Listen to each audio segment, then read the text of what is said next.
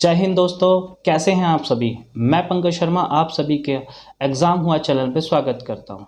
दोस्तों, आज हम लोग बायोलॉजी का एक बहुत इंपॉर्टेंट टॉपिक लेकर आए हैं। ये बायोलॉजी का जो टॉपिक है ये आपके बॉटनी से रिलेट करता है और ये बॉटनी का बहुत ही इंटरेस्टिंग और बहुत ही अच्छा टॉपिक है। और ये आज हम स्टार्ट करने वाले हैं वो टॉपिक है आपका प्लांट हार्मोन। दोस्तों, क्या आपको पता है कि जो प्लांट हार्मोन है इसे आप प्लांट रेगुलेटर के नाम से भी जानते हैं। कई बार ये प्लांट हार्मोन के नाम से जाना जाता है और कई बार ये प्लांट रेगुलेटर के नाम से जाना जाता है। ठीक है, तो इसके दो नाम है। कभी ये ना सोचे कि सर आपने तो प्लांट हार्मोन पढ़ा है, कभी प्लांट रेगुलेटर नहीं पढ़ा है। तो दोनों ही क्या है, एक ही है। दोनों ही क्या है, एक ही है। तो चैप्टर को स्टार्ट करते हुए आगे बढ़ते हैं कि जो ये शब्द है प्लांट हार्मोन, ये प्लांट हार्मोन शब्द है, ये किसके द्वारा दिया गया। ये जो शब्द है एक साइंटिस्ट है जिसका नाम है स्टेरिलिंग। स्टेरिलिंग के द्वारा 1906 में दिया गया। 1906 के अंदर प्लांट हार्मोन का नाम स्टेरिलिंग के द्वारा दिया गया। आगे हम बात करते हैं कि ये प्लांट हार्मोन क्या होते हैं या क्या काम आते हैं प्लांट के अंदर। देखिए, प्लांट हार्मोन एक प्रकार का रासायनिक पदार्थ है। प्लांट के अंदर पाए जाने वाला एक रासायनिक पदार्थ है जो कि प्लांट की वृद्धि को और उसके विकास को क्या करता है, नियंत्रित करता है। ठीक है, तो plant hormone are special class of chemical substance which control growth and development of plant, है ना। यानी कि प्लांट की ग्रोथ को और उसके डेवलपमेंट को क्या करता है, कंट्रोल करता है। दोस्तों, आगे बात करते हैं कि जो प्लांट है, जो आपके प्लांट हार्मोन है, ये 7 होते हैं, 7 है। लेकिन हम मुख्यतः इनकी बात करें तो एनसीईआरटी के अकॉर्डिंग ये मुख्यतः 5 भाग होते हैं इसके। ये 5 भाग मतलब ये 5 हार्मोन होते हैं। इन 5 हार्मोनों को 2 भागों में बांटा गया है। ठीक है, एक तो आपके ग्रोथ हार्मोन के नाम से जाना जाता है, इसे वृद्धि हार्मोन कहा जाता है। और जो दूसरा प्रकार होता है वो इनहिबिटर्स के नाम से जाना जाता है, यानी कि आपके वृद्धि रोधक हार्मोन के नाम से जाना जाता है। जो आपके वृद्धि हार्मोन होते हैं उसके अंदर 3 हार्मोन आते हैं। नंबर पहला आता है ऑक्सिन हार्मोन, नंबर दूसरा आता है जिब्रेलिन हार्मोन और नंबर तीसरे पे आता है साइटोकाइनिन हार्मोन। अगर हम बात करें कि जो इनहिबिटर्स यानी कि आपकी वृद्धि रोधक हार्मोन की बात करते हैं तो इसके अंदर 2 हार्मोन होते हैं। एक तो होता है इथाइलिन और दूसरा होता है एब्सिसिक। ठीक है, इसके 2 हार्मोन हो गए, इसके अंदर 2 हार्मोन है। जैसे कि मैंने स्टार्टिंग में आपको बताया था कि दोस्तों इसके 7 हार्मोन होते हैं, 7 होते हैं। 5 हम लोगों ने डिस्कस कर लिए, 5 हम लोगों ने डिवाइड कर लिए 2 पार्ट के अंदर। लेकिन इसके अलावा भी 2 हार्मोन होते हैं।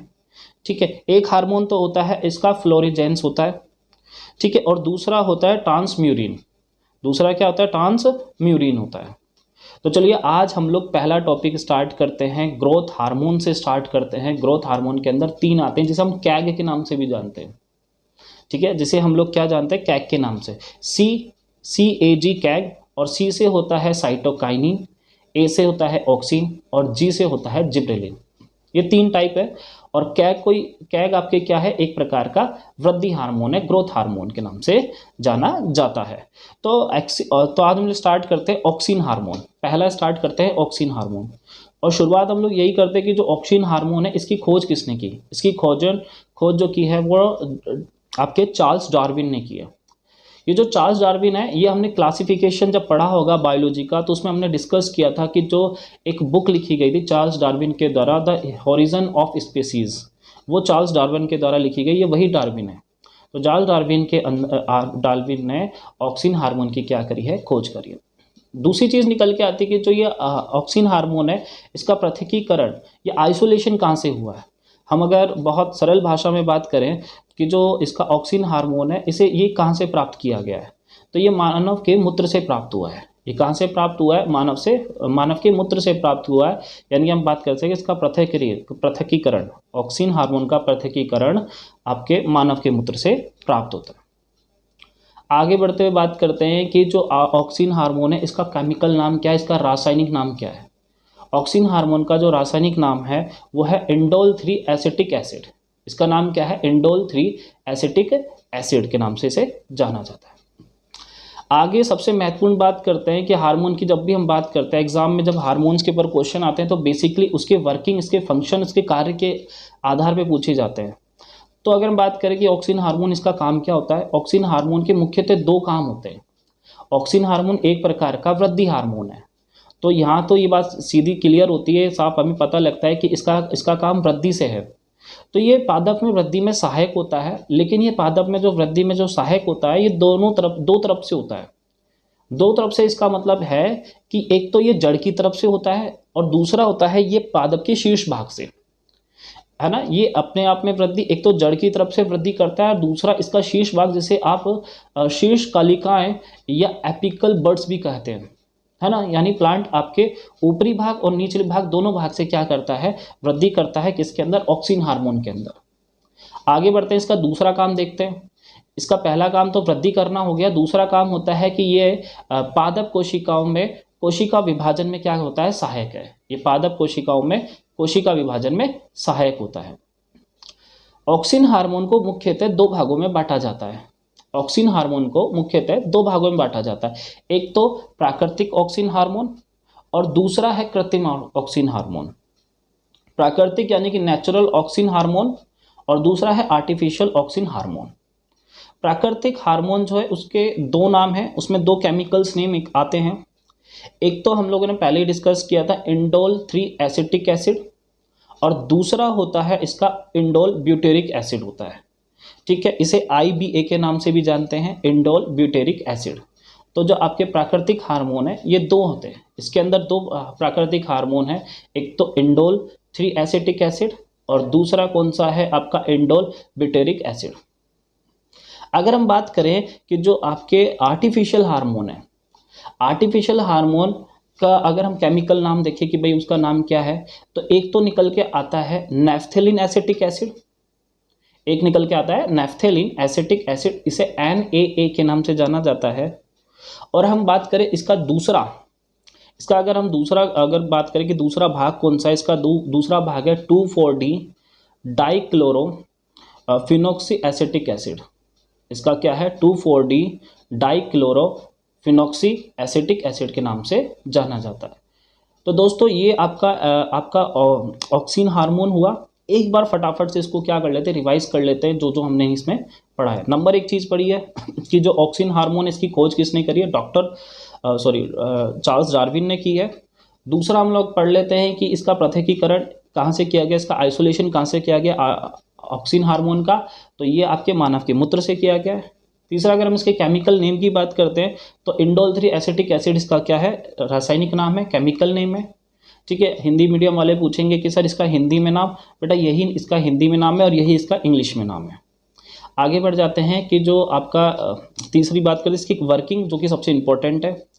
अगर हम वर्किंग की बात करते हैं तो नाम से ही पता लग रहा है कि भाई ये ग्रोथ हार्मोन है, तो इसका काम क्या है, ग्रोथ करना है। ये पादप में क्या करेगा, पेड़ पौधों में क्या करेगा, ग्रोथ का काम करेगा। लेकिन किस प्रकार से करेगा, ये ग्रोथ की लंबाई को बढ़ाने का काम करेगा। ये पादप की लंबाई निचले भाग से इसकी वृद्धि करेगा और ऊपरी भाग से क्या करेगा, वृद्धि करेगा। निचला पादप का सबसे नीचा भाग क्या होता है, जड़, यानी कि जड़ से क्या करेगा, वृद्धि करेगा। और दूसरा ऊपरी भाग होता है इसका शीर्ष वाला भाग, पादप का शीर्ष वाला भाग, जिसे एपिकल बड्स या आप शीर्ष कणिकाएं भी क्या कहते हैं, शीर्ष कलिकाएं भी कहते हैं। यहाँ से वो क्या करता है, वृद्धि करता है, ठीक है। आगे बढ़ जाते हैं इसके कार्य के बाद। और दूसरा इसका कार्य क्या होता है, इसका दूसरा मुख्य कार्य क्या होता है कि ये पादपों की कोशिकाओं में क्या करता है, कोशिका विभाजन में सहायक होता है। इसके दो भाग हमने बात किए थे, एक तो नेचुरल ऑक्सिन हार्मोन होता है और एक आपका आर्टिफिशियल ऑक्सिन हार्मोन होता है। जो नेचुरल ऑक्सिन हार्मोन होता है इसके दो भाग होते हैं, एक तो होता है इंडोल 3 एसिटिक एसिड, ठीक है, और दूसरा होता है इंडोल ब्यूटेरिक एसिड होता है। दूसरा क्या होता है, ब्यूटेरिक एसिड होता है, ठीक है। इसे इंडोल ब्यूटेरिक एसिड IBA के नाम से भी जानते हैं। आर्टिफिशियल आप ऑक्सिन हार्मोन की बात करते हैं तो इसके अंदर एक तो होता है नैफ्थेलिन एसिटिक एसिड होता है, नैफ्थेलिन एसिटिक एसिड NaA के नाम से जाना जाता है। और दूसरा अगर इसकी बात की जाए तो 2,4-D डाइक्लोरो अप्रोक्सी एसिटिक एसिड के नाम से इसे जाना जाता है। देखिए जो कृत्रिम हार्मोन है, जो आपका कृत्रिम एसिड ऑक्सिन हार्मोन है, ये बेसिकली एक कीटनाशक के रूप में भी यूज़ में लिया जा सकता है, ठीक है। एक फर्टिलाइजर, एक खाद के रूप में भी लिया जा सकता है और इंजेक्शन के रूप में भी इसका क्या किया जा सकता है, यूज़ किया जाता है। आप बेसिकली इसका छिड़काव भी कर सकते हैं, फर्टिलाइजर खाद के रूप में भी या कीटनाशक के रूप में छिड़काव कर सकते हैं। ठीक है। दूसरा हम लोग इसको फर्टिलाइजर यानी खाद के रूप में यूज़ कर सकते हैं। तीसरा हम इसे इंजेक्शन के रूप में भी क्या कर सकते हैं, यूज़ कर सकते हैं कृत्रिम हार्मोन को। चलिए आगे बढ़ जाते हैं और दूसरा भाग स्टार्ट करते हैं, जिब्रेलिन हार्मोन। ठीक है, जिब्रेलिन हार्मोन। जिब्रेलिन हार्मोन के लिए हम लोग सबसे पहले बात करते हैं कि जो जिब्रेलिन हार्मोन है इसकी खोज किसने की। जिब्रेलिन हार्मोन की खोज एक जापान के साइंटिस्ट ने, जिनका नाम था कुनुशोवा नाम के जो जापानी साइंटिस्ट थे, इन्होंने इसकी क्या करी है, खोज करी है।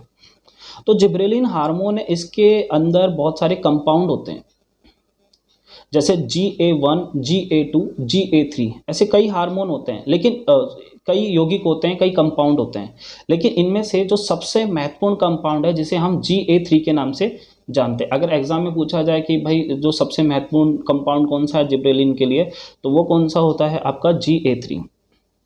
अब बात करते हैं इसका फंक्शन, जिब्रेलिन हार्मोन का कार्य। ये आपके ग्रोथ हार्मोन का ही भाग है ना, यानी आपके ग्रोथ हार्मोन यानी कि वृद्धि हार्मोन का ही भाग है। तो इसका भी संबंध किससे होगा, इसका भी संबंध पादप की वृद्धि से ही होगा।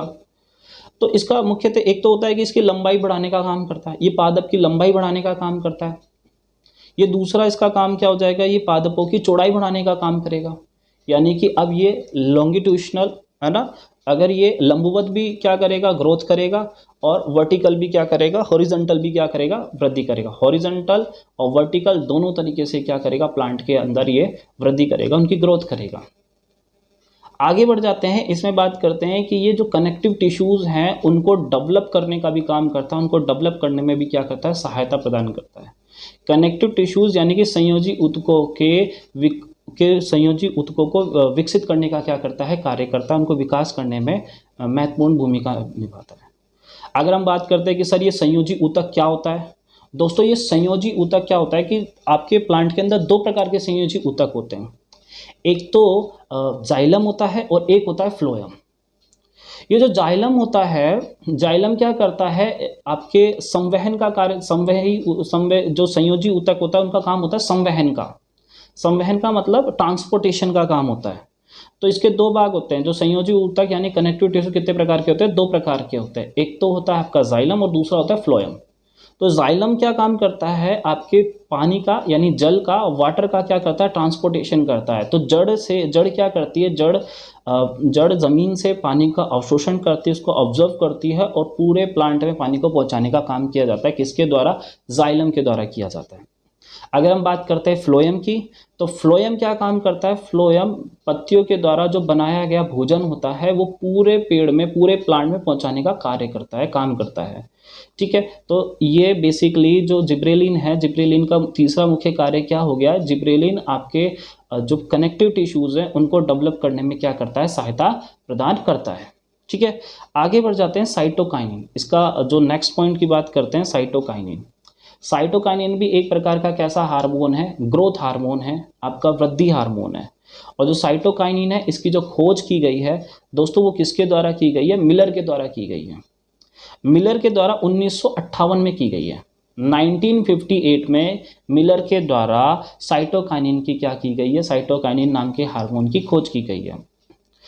और ये जो हार्मोन की जो खोज की गई है, एक विशेष प्रकार के प्लांट के अंदर इसका पृथक्करण किया गया या आइसोलेशन किया गया है। उस प्लांट का नाम क्या है, हैरिंग स्पेयर प्लांट। हैरिंग स्पेयर प्लांट से क्या किया गया है, उसका पृथकीकरण, इसका आइसोलेशन किया गया, या हम कह सकते हैं कि इस प्लांट से इसको क्या किया गया, प्राप्त किया गया है। दोस्तों अगर साइटोकाइनिन की हार्मोन की बात, अगर इनके कार्य की बात की जाए तो सबसे पहले हमें ये समझना होगा कि जो साइटोकाइनिन हार्मोन है वो ऑक्सिन हार्मोन के साथ कार्य करता है। जी हाँ दोस्तों, अगर आपसे कभी एग्जाम में ये पूछ लिया जाए कि जो कौन सा ऐसा हार्मोन है जो ऑक्सिन हार्मोन के साथ कार्य करता है, तो वो आपका साइटोकाइनिन हार्मोन है जो कि आपके ऑक्सिन हार्मोन के साथ कार्य करता है। यदि आप मान लेते हैं जो ऑक्सिन हार्मोन है वो क्या करता है कि जो प्लांट में वृद्धि करता है। अगर मैं बोलूँ कि अगर प्लांट की वृद्धि हो रही है, प्लांट धीरे धीरे पेड़ क्या करता जा रहा है, बढ़ता जा रहा है, उसकी लंबाई में वृद्धि होती जा रही है। और जब बहुत ज़्यादा वृद्धि हो जाएगी तो प्लांट क्या हो जाएगा, ज़्यादा लंबाई होने के कारण एक तरफ झुकने लग जाएगा। यदि वो एक तरफ झुकने लग जाएगा तो वो कहीं ना कहीं यहाँ पे उसको पादप को ही नुकसान होगा, पादप ही इसमें क्षतिग्रस्त होगा होगा या ज़्यादा हाइट होने के कारण हो सकता है वो गिर सकता है या टूट सकता है। तो क्या करता है उस दौरान ये आपका जो साइटोकाइनिन हार्मोन है वो आपके पादप की लंबाई को की वृद्धि को क्या करने लग जाएगा, रोकने लग जाएगा। हम ये भी कह सकते हैं कि ये ऑक्सिन हार्मोन का विरोधी हार्मोन भी है, इसलिए हम इसको क्या कह सकते हैं कि ये ऑक्सिन हार्मोन का एक प्रकार से विरोधी हार्मोन भी है। लेकिन यह जो ये साइटोकाइनिन हार्मोन है ये आपके ऑक्सिन हार्मोन के साथ ही कार्य करता है। आगे इसकी वर्किंग की तरफ बढ़ते हैं, इसके आगे और कार्य की बात करते हैं। इट स्टॉप म्यूटेशन प्रोसेस, ये क्या करता है, ये पादप के अंदर म्यूटेशन प्रोसेस को स्टॉप करता है या रोक देता है। म्यूटेशन क्या होता है, म्यूटेशन होता है गुणसूत्रों में होने वाले परिवर्तन, यानी कि ये जो ये हार्मोन है ये पादप के गुणसूत्रों में होने वाले परिवर्तन को रोकने का कार्य करता है। तो देखो किस प्रकार से यह गुणसूत्रों को रोकने का कार्य करेगा। अगर हम बात करें, मान लो मैं किसी भी सजीव की बात करता हूँ, कोई भी सजीव है, तो हर सजीवों के हर सजीवों में क्या होता है, कोई ना कोई म्यूटेशन जरूर होता है। हर सजीव में म्यूटेशन होता है, चाहे हम हो, चाहे मानव हो, चाहे कोई और पादप हो, और चाहे छोटे से छोटा बैक्टीरिया या वायरस हो, उनमें क्या आता है, म्यूटेशन आता है। तो उससे म्यूटेशन क्या चीज़ होती है, देखो उनके गुणसूत्रों में होने वाला परिवर्तन। अगर मैं कहूँ कि अगर किसी भी सजीवों के अंदर म्यूटेशन आता है तो दो चीज़ें करता है, दो परिवर्तन लाता है। या तो वो उत्परिवर्तन होगा, है ना, या तो वो उत्परिवर्तन होगा यानी ओव्यूलेशन होगा, या फिर मैं बात करूँ दूसरी तरीके से, या वो उसमें सिंड्रोम आएगा। हम एक उत्परिवर्तन का एक एग्जांपल ले लेते हैं कि कई सैकड़ों साल पहले हम लोग इंसान क्या हुआ करता था, आदिमानव हुआ करता था, और मनुष्य के जो कान हुआ करते थे वो बहुत बड़े बड़े हुआ करते थे। लेकिन समय के साथ साथ उनमें परिवर्तन होता रहा, उनके गुणसूत्रों में परिवर्तन रहा, मनुष्य के अंदर म्यूटेशन आता रहा, जिसके कारण आज जो कान है वो कैसे हो गए, छोटे हो गए। तो ये जो एग्जाम्पल है ये आपके उत्परिवर्तन का एग्जाम्पल है। लेकिन अगर हम बात करें म्यूटेशन, तो दूसरे प्रकार का जो म्यूटेशन होता है वो सिंड्रोम, यानी कि वो आपके लिए हानिकारक होता है। ठीक है, तो समय पे जो होने वाला म्यूटेशन है वो उत्परिवर्तन का उदाहरण हो सकता है। पर अगर नॉर्मली गुणसूत्रों में परिवर्तन हो रहा है तो सिंड्रोम का रीज़न है। तो पादपों में म्यूटेशन को रोकने का जो कार्य है वो कौन सा हार्मोन करता है, वो आपका साइटोकाइनिन हार्मोन करता है। और ये जो आपका साइटोकाइनिन हार्मोन है इसे ऑक्सिन हार्मोन का विरोधी हार्मोन भी क्या कहा जाता है, विरोधी हार्मोन भी कहा जाता है। तो दोस्तों आज हम लोगों ने ग्रोथ हार्मोन को पढ़ लिया। 3 हार्मोन हम लोगों ने आज कंप्लीटली पढ़े हैं, एक आपका ऑक्सिन हार्मोन, एक आपका जिब्रेलिन हार्मोन, और थर्ड आपका साइटोकाइनिन हार्मोन। ये 3 हार्मोन आज हम लोगों ने पढ़ लिए हैं जो कि ग्रोथ हार्मोन के अंदर आते हैं, इसे हम कैक के नाम से भी जानते हैं। तो दोस्तों आने वाले अगले लेक्चर के अंदर हम लोग बाकी के बचे हुए जो 4 हार्मोन हैं वो हम लोग उसे कंप्लीटली डिस्कस करेंगे, पढ़ेंगे। अभी दोस्तों मैं आप लोगों के लिए एक छोटा सा काम देके वो जा रहा हूँ कि अभी जैसे ही मैं वीडियो को ऑफ करूँगा उसके साथ साथ मैं आपको कुछ क्वेश्चंस दूंगा, और वो क्वेश्चंस आपको इसी टॉपिक से रिलेटेड होंगे। हम देखेंगे कि आपके लिए एज एक होमवर्क मान लीजिए, या आपके लिए देख लीजिए कि आपने जो टॉपिक पढ़ा कितना आपको ये समझ में आया, है ना। तो इसलिए आप ये एक बार ये सारे क्वेश्चंस देखिए, लगाइए, और अगर आपसे क्वेश्चंस नहीं होते हैं तो वो हम लोग क्वेश्चंस अगले नेक्स्ट वीडियो में क्या करेंगे, डिस्कस करेंगे। उसका कंप्लीट सॉल्यूशन हम लोग नेक्स्ट वीडियो में करेंगे, जो बाकी के बचे हुए पार्ट के साथ करेंगे। ठीक है, तो दोस्तों आपको ये वीडियो कैसे लगी है ज़रूर बताइएगा, और कमेंट ज़रूर करते रहिएगा। आपका कमेंट बहुत ज़्यादा ज़रूरी है, हमें पता रहेगा कि हम लोग किस डायरेक्शन में किस तरीके से कार्य कर रहे हैं। ठीक है, अभी के लिए आप सभी का धन्यवाद। जय हिंद।